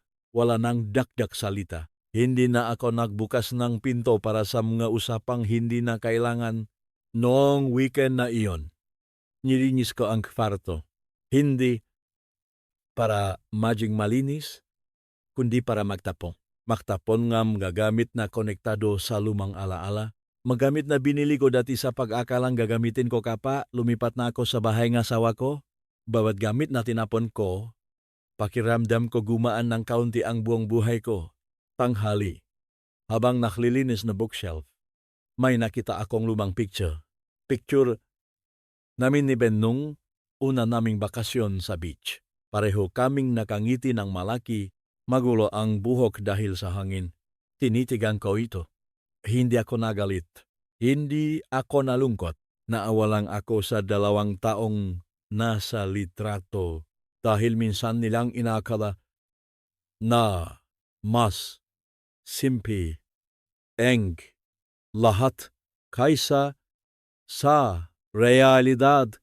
Nilagay ko ang picture sa isang envelope at itinago sa pinakailalim ng drawer. Hindi ko pinunit. Hindi ko tinapon. Ang maalaala ay hindi kailangang sirain. Kailangan lang batahimikin. Kinagabihan, umupo ako sa maliit na balcony. Habang uminom ngatsa sa ibaba, dinig ang mga batang naglalaro, ang mga nakilala kong vendor, ang mga motosiklo, mga tuno na sobrang totu. At sa unang pagkakataon, pakiramdam ko ay tuluyan na akong bumalik sa realidad na ito. Hindi na ako lumulutang sa pagitan ng ano sana at ano dapat. Inisip ko si nanay, ang mabilin niya na ingatan ang pera ko at ingatan ang sarili ko. Dati, hindi ko lubos na naintindihan. Ngayon, malinaw na sa akin, Nay, pulong ko sa hangin. Hindi na po kayo pag-alalahin ni Maya. Kumalat ang mainit na pakiramdam mula sa dibdib ko. Hindi sumasabok na kaligayahan, kundi kapayapaan na matagal. Sumapit ang gabi. Umiga ako sa kama, pinuksan ang cellphone, at nagbasang balita. Tapos ay pinatay ito. Wala na ang ugaling i-check kung may tumawag o nag-text. Ang buhay ko ay hindi na umikot sa mga lumang pangalan. Bago matulog, isinulat ko sa notebook ko ang isang linya. Bumalik na ang pera. Pero ang mas mahalaga, hindi na nakakalatkat kung saan-saan ang puso ko. Pinatay ko ang ilaw. Binalot ng dilim ang kwarto na parang tsokun. At sa loob na kokun na ito, alam kong lumalaki ako sa ibang paraan. Mas mabagal, pero mas sigurado, 1 buwan pagkatapos kong i-cancel ang kasal. Nare-realize ko na may masugat na hindi kailangan ng oras para gumaling. Kailangan lang nilang katotohanan para tumigil sa pagdugo, unti-unting bumalik sa normal. Naritmo ang buhay ko, hindi maingay, hindi madrama, kundi matatag tulad ng isang taong natutong tumayo sa gitna ng bayo. Kinaumagahan, nagising ako nang mas maaga kaysa dati. Malamig ang hangin, manipis ang sikat ng araw. Naktimpla ako na kape. Tumayo malapit sa bintana at pinakmasdan ang maliit na kalye sa ibaba kung saan nagbubukas ng tindahan ang tao. Ramdam na ramdam ang buhay. Sobrang totu. Nag-vibrate ang cellphone. Message galing kay Tita Rina. Nai-transfer na nila ang pangalawang hulog. Saktong-sakto sa oras. Binasa ko ang mensahe at nag-reply ng isang salita lang si Gepo. Walang emoji. Walang dagdag emosyon. Dahil ngayon, ang pera ay nasa lugar na dapat kalayan. Bahaging buhay. Hindi tali na nakagapos sa puso. Nahanda ako papasok sa trabaho bago lumabas si Nekepinto. Napadak ko. Ang tingin ko sa kahon ng wedding dress na mayos na nakalagay sa sulok. Nandun na iyon sa loob ng isang buwan. Tahimik tulad ng tanong na hindi pa kailangang sagutin. Huminto ako saglit. Tapos ay kinuha ang bag at umalis. Ngayong araw, may mas importanteng bagay akong ayusin. Tanghali, tumawag ang isang charity organization na malapit sa bahay ko. Nangangalap daw sila ng wedding dress para sa mga babaeng galing sa mahihirap na pamilya na ikakasal pero walang pambiling ang damit. Napakalumanay, maksalita ang kausap ko sa telepono. Hindi namin milit. Pakababa ang tawag. Naupo ako saglit. Tapos naisip ko, ito na ang tamang oras. Kinahapunan, pagkagaling sa trabaho, umuwi ako ng mas maaga. Kinuha ang kahon at inilapag sa lamesa. Ngayon, binuksan ko ito ng buong kapayapaan. Ang puting wedding dress ay maganda pa rin, malinis pa rin, pero hindi na ako nasasakal pag nakikita ko. Tiniklop ko ito ng maingat at inilagay sa isang malaking eco bag kasama ngang isang maliit na ka. Dahan-dahan kong isinulat ng may mayos na penmanship. Bagong wedding dress po ito. Sana ang magsusuot nito ay makapasok sa isang kasal na punong kabutihan, walang pangalan, hindi na kailangan. Dinala ko ang damit sa charity center at sinalubong akong isang batang staff. Nanlaki ang mata niya nang makita ang damit. Ate, mukhang bago. Papo, itong gown. Ha? Oh, nakangiti kong sabi. Pero hindi ko na kasi kailangan. Tumingin siya sa akin. Medyo nakdadalawang isip. Ate, hindi. Pag kayo maksisisi. Nakisip ako saglit. Hindi. Sagot ko dahil naitago ko na ang isang bagay na mas mahalaga. Tumango ang babae. Mukhang naiyak siya ng kaunti paglabas ng charity center. Naglakad ako sa kalsada, nagsisimula ng dumilim ang langit. Mas maagang bumukas ang mailaw sa kalsada.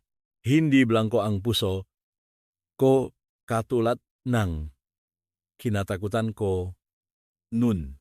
Bakus. Napuno itong isang ginhawang mahirap ipaliwanag. Para bang isinauli ko ang isang panaginip na hindi akin para bawiin ang realidad na dapat sana ay sa akin. Kinagabihan, nakareceive ako ng message mula sa best friend kong si Rina. Uy, balita ko dinonate mo na pala yung wedding gown mo ha? Oh, grabe. Ang tapang mo. Ngumiti ako at nagreply. Hindi tapang. Ayoko lang bitbitin yung gamit na hindi ko na kailangan. Nag-send ng laughing emoji si Rina. Ililibre kita ng out-of-town trip ngayong weekend para makapag-relax ka. Nag-reply ako. Game, paggalapag ng cellphone, umupo ako sa kama. Pumasok sa isip ko ang sarili ko ilang buwan na ang nakakaraan. Nalilito sa pagitan nege pag-ibig, responsibilidad, at takot na mawalan. Ang sarili ko ngayon ay hindi mas magaling, hindi ring mas matalino, mas matapang lang na harapin ang katotohanan ng medyo mas maaga.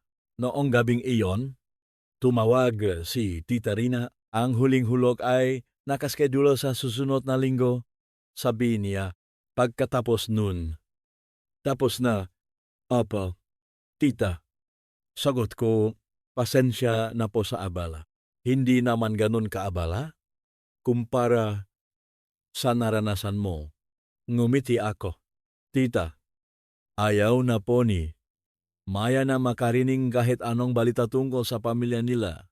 Alam ko, huwag kang mag-alala. Pakababang ng tawag. Pinatay ko ang ilaw. Sa dilim, hindi ko na nakikita ang anino, pintong, nakabukas ng bahagya. Hindi ko na rin naririnig ang tawanan sa likod ko. Ang naririnig ko na lang ay ang regular na pahinga ko kinabukasan. Isinot ko ang cardigan na tinahi ni nanay at naglakad sa kalsada. Hindi na ito bago. Hindi pantay ang tahi. Pero mainit, sinabi nun ni nanay, kailangan mo lang mabuhay ng maayos. Hindi pababayaan ng Diyos ang lahat. Naniniwala ako doon. Hindi ako naging bride. Walang reception. Walang puting gown na naglalakat sa altar. Pero nakatawid ako sa isa pang hangganan ng buhay ko, kung saan hindi ko na isinusuko sa iba ang karapatan kong magdesisyon para sa kaligayahan ko. At kapa naisip ko yon pabalik, nagpapasalamat ako. Salamat sa madilim na gabi bago ang kasal. Salamat sa pintong nakabukas ng bahagya. Salamat sa malamig na 3 minutong recording. Dahil kung wala ang lahat ng iyon, baka binayaran ko pa iyon gamit ang buong buhay ko pagkatapos umalis ng wedding dress sa inupahan kong kwarto. Hindi naging blanco ang buhay ko, gaya ng inaakala ng marami. Sa kabaliktaran, napuno ang buhay kong makongkreto at malinaw na layunin. Siguro nang hindi na ako nalilito dahil sa malabong kasal.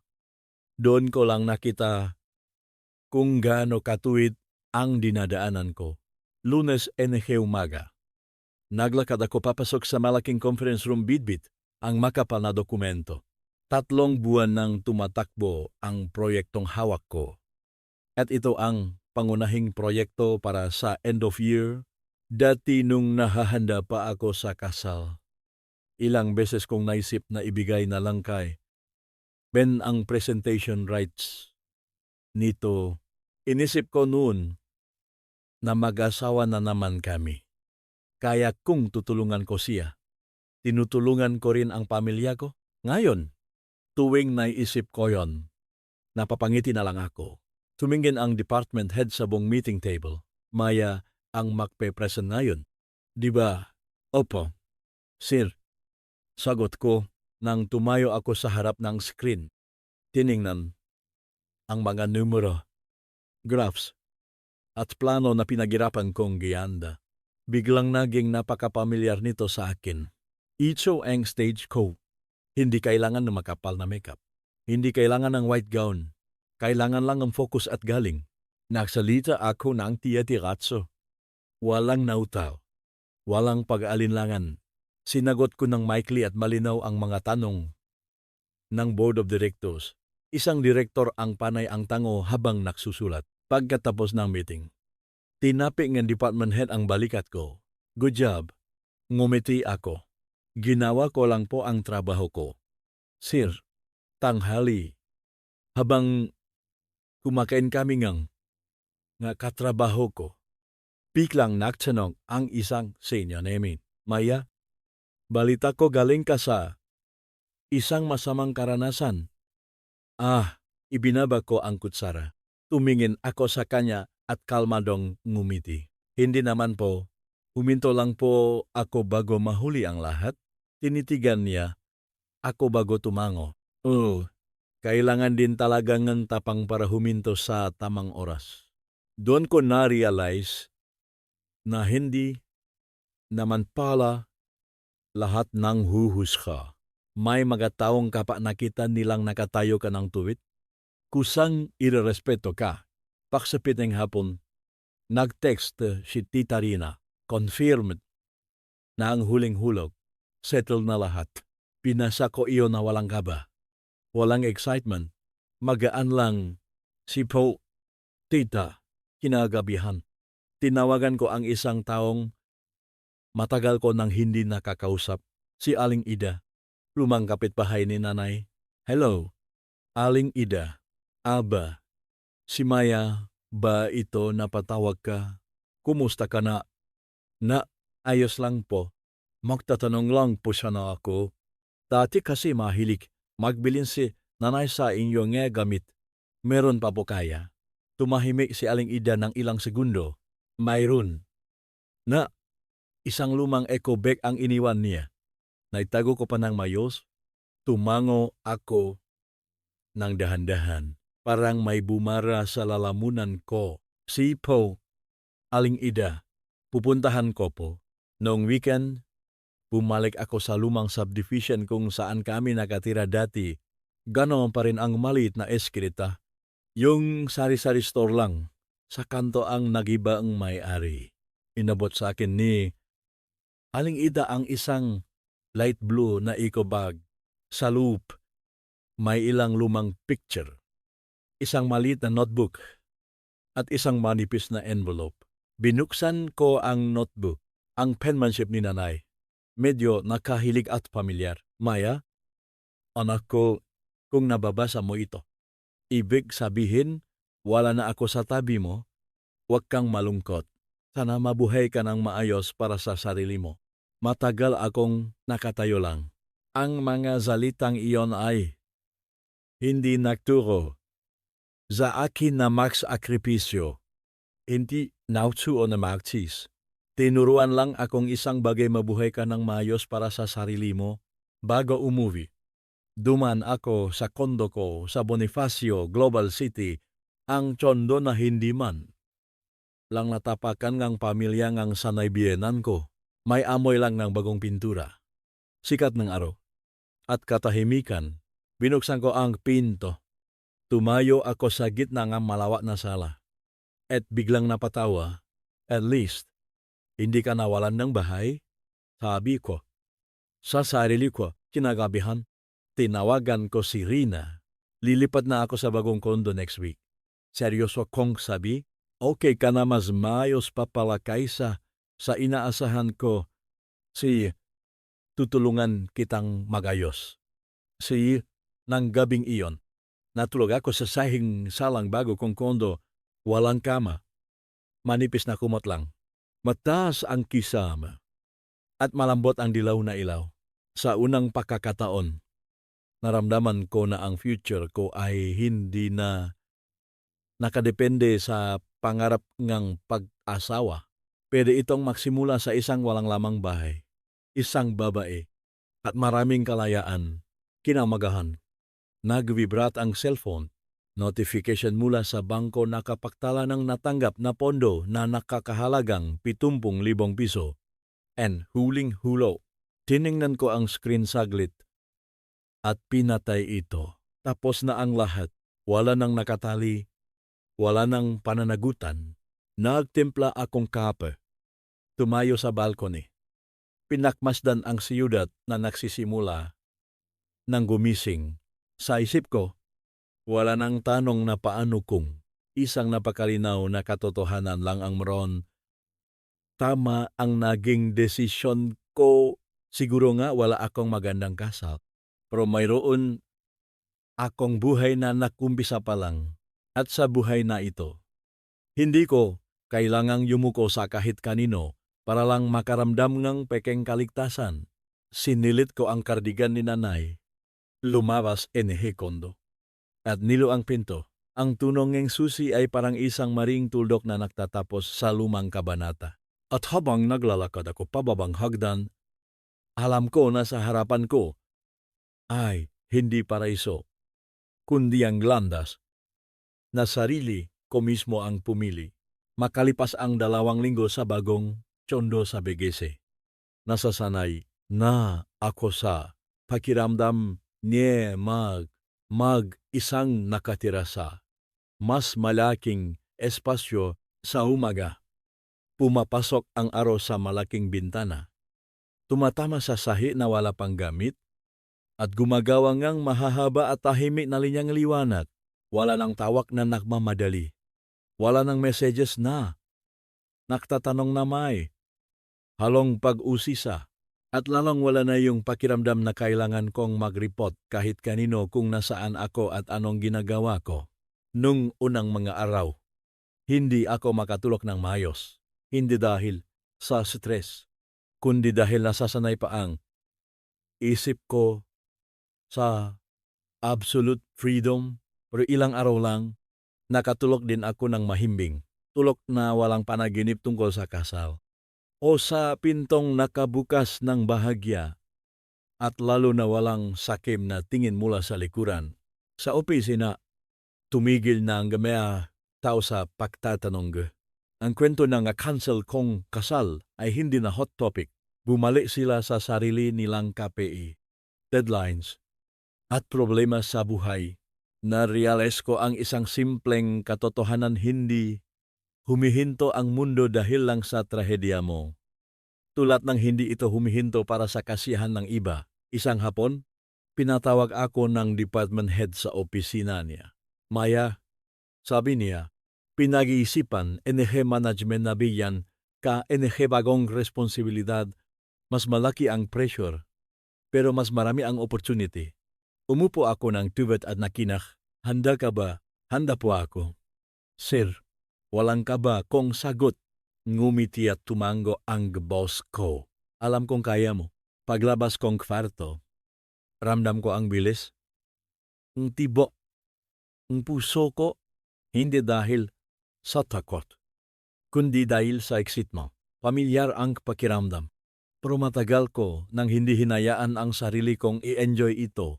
Dati, pag may opportunity, lagi kong inuna ang isipin ng iba, may insecure kaya si. Ben isipin ba, NJ pamilya, niya na masyado akong ambisyosa. Ngayon, wala na ang matanong na yon. Kinagabihan, naglinis ako. Energy kondo. Pumunta si Rina para tulungan akong magkabit ng bookshelf at maglagay ng ilang paintings. Nagtatrabaho kami habang nakukwentuhan. Nagbago ka na talaga. Sabi ni Rina habang nag-screw. Saan banda? Mas naging magaan ka na. Tumawa siya. Dati kasi, pag tinitingnan kita, para kang taong pasan-pasan ang buong mundo sa balikat mo. Nakisip ako saklit kasi dati inisip ko, ang kaligayahan ko nakadepende sa kung masaya ang ibang tao. Ngayon, narealize ko, basta hindi ko tina-traidor ang sarili ko. Sapat na yun, hindi na sumagot si Rina. Tumango na lang siya. May mga usapan na hindi na kailangan ng konklusyon. Pagdating ng weekend, umuwi ako para bumisita sa sementeryo. Maliwalas ang langit at may malamig na hangin.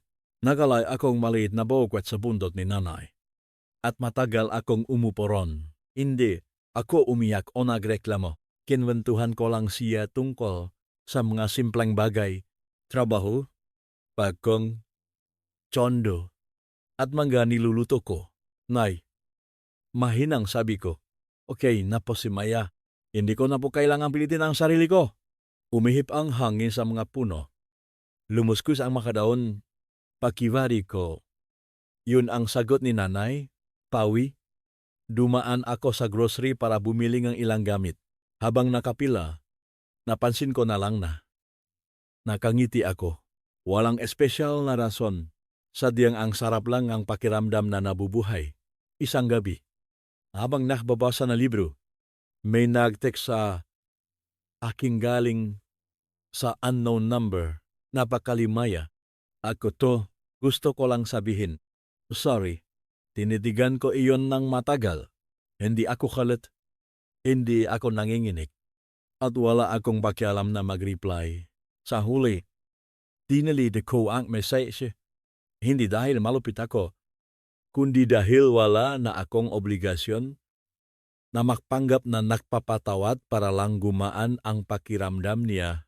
May mga sorry na masyadong huli na. At ang pinakamagandang gawin natin ay wag nang hayaang hilahin tayo nito pabalik sa nakaraan. Naging ugali ko nang mag-jogging sa parke malapit sa kondo. Sa bawat ikot, tumutulo ang pawis at nawawala ang laman ng isip ko. Naramdaman ko ang katawan ko, ang pahinga ko, ang tibok ng puso ko. Lahat ito ay akin, hindi kailangang i-share. Hindi hinahati. Isang umaga, habang nagso-stretching ako, isang maedat na ali ang dumaan at ngumiti. Ang galing naman ng bata na to. Mag-isang nakatira sa ganitong tsondo Ngumiti ako. Natututo lang po akong mabuhay. Nay, tumango siya at mabait ang tingin. Magandang natututo ka. Ang simpleng linya na iyon ang naging bitbit ko buong araw. Bumalik ako sa kondo. Nakaupo sa sofa at tinitingnan ang bahay na unti-unti nang napupuno ng magamit na ako mismo ang pumili. Dito ko na-realize ang kaligayahan pala ay hindi nangangahulugang may mas maraming tao sa buhay mo, kundi yung hindi mo kailangang bawasan ang sarili mo para lang bumagay sa ibang tao. Kinuha ko ang notebook ko at nagsulat. Ang mamuhay ng ordinaryo ay hindi nakakatakot. Ang mas nakakatakot ay yung mabuhay ka sa buhay na hindi sayo. Pagpatay kong ila, buhay pa ang siyudad sa labas, pero sa puso ko, bukas na ang bagong kabanata, hindi maingay. Pero sobrang totoo. Nag-end of the year. Lumamig ang panahon sa Maynila, pero hindi kasing lamig nung nakaraan. Nasanay na ako sa bagong ritmo ng buhay ko. Ritmo na hindi umiikot sa kasal o sabyenan, kundi sa sarili ko, isang biyerna en apong. Duman ako sa paborito kong coffee shop sa ground floor ng office building namin. Dala ko ang laptop ko para tapusin ang slides para sa meeting next week. Normal ang lahat. Hanggang sa may narinig akong pamilyar na boses mula sa kalapit na mesa. Maya, inangat ko ang ulo ko. Nakatayo dun si Ben, mas payat kaysa dati. Nakasuot ni dark jacket. Gulat na may halong pag-aalinlangan ang tingin niya para sa isang iglap. Inakala kong ma-awkward ako, pero hindi. Ang unang pumasok sa isip ko ay parang estranghero siya. Hello, sabi ko habang tumango ng mayos. Nakatayo siya ng ilang segundo bago hinila ang upuan sa harap ko at naupo. Pinanatili niya ang distansya. Hindi ko inasahan na makikita tayo rito. Dito ako nagtatrabaho malapit. Sagot ko, minsan napapadaan. Hindi. Tense ang atmosphere sa pagitan namin. Pero hindi rin close. Parang dalawang tao na dating makakilalang makakilala. At biglang naging estranghero na may alaala. Tumingin sa akin si Ben, medyo komplikado ang mata. Ang laking pinagbago mo saan? Mas kalmado, sabi niya. Mas makan. Ngumiti ako. Siguro kasi hindi ko na kailangang pilitin ang sarili ko. Yumuko siya. Inikot-ikot ang kape niya. Marami akong pinakisipan tungkol sa mga nangyari nun. Oh, maikling sagot ko. Walang tulak at walang pigil. Sorry. Mahina niyang sabi dahil hindi kita naprotektahan at hinayaan kong lumala ang lahat. Tinitigan ko siya. Hindi para mag-isip kung papatawarin ko siya, kundi para siguruhin kong ang masalitang ito ba ay nakakapekto pa sa akin. Ben, dahan-dahang sabi ko, karapatan mong humingi ng tawad, pero karapatan ko kung tatanggapin ko ito o hindi. Tumingala siya. Halatang medyo nalito. Hindi ako umasa na babalik ka. Gusto ko lang sabihin. Naintindihan ko. Tumango ako at narinig ko na sa pagkatataong ito. Nalaman kong hindi ko na pala kailangan ng closure o malinaw na ending. May mga relasyon na natatapos hindi dahil ubos na ang pag-ibig, kundi dahil ubos na ang kakayahang maktiwala. Nagtanong si Ben saglit. Masaya ka ba? Okay na ako. Sagot ko at para sa akin. Sapat na yun, ngumiti siya ng malungkot. Masaya ako para sa iyo. Hindi na kami nag-usap, walang nostalgia, walang sisihan. Nang tumayo ako para umalis, hindi niya ako pinigilan. Lumabas ako sa malamig na hangin at naglakad sa sidewalk. Walang bigat. Hindi blanco, kundi ang pakiramdam na nakumpleto na ang isang circle na hindi ko sinadyang iguhit. Nung weekend na yon, sinamahan ako ni Rina sa isang photo exhibit. Nakatayo kami sa harap ng isang picture ng babaeng maedad na mag-isang kumakain sa tabi ng bintana. Nagtanong si Rina, takot ka bang mag-isa? Umiling ako. Mas takot akong mabuhay sa maling paraan. Tumawa si Rina at niyakap ako sa braso. Sapat na yon, kinagabihan. Nabasa akong lumang notebook ko. Nakita ko ang pagbabago mula sa nanginginig na mga salita hanggang sa maikli at diretsong linya. Dinakdagan kong isang linya. Ang boundary ay isang bagay na tutulong sa iyo na makasama mo pa rin ang sarili mo. Kinabukasan, natanggap ko ang email mula sa opisina. Formal na nilang binigay sa akin ang proyekto. Mas malaking presya, mas malaking trabaho, pero hindi na ako takot dahil alam ko na kahit anong mangyari, nakatayo pa rin ako sa sarili kong makapa. Pagdating ng bagong taon, nare-realize ko na wala na sa ugali ko ang gitanong na bakit nangyari ito sa akin. Dati yun, pero ngayon, hindi na yung importante. Ang tanong na paano ko itutuloy, ang buhay mula ngayon ang siyang gumabay sa akin. Pumunta ako sa Cebu para sa isang short training. Nakilala ko ang iba't ibang malalakas na babae. May single, may hiwalay, may masaya sa pamilya nila. Pero ang pagkakapareho namin wala sa amin ang nagde-define ng value base sa status ng kasal. Bumalik sa Maynila at bumalik sa trabaho. Nag-set din ako ng routine na mid-time. Walang text, walang sokmed, lutong bahay at sarili lang. Isang araw, may in-offer na blind date. Sa akin, hindi ko ito tiningnang masama. Nag-reply lang ako. Tingnan natin. Hindi ko na sinasara ang isip ko. At lalong hindi rin nakmamadali dahil takot maging matandang dalaga, lumipas ang panahon ng napakalumanay. Hindi na mamalayan. Anti-anti kong na-realize na stable at payapa na ako. Isang umaga, nakatitih ako sa sarili ko sa salamin.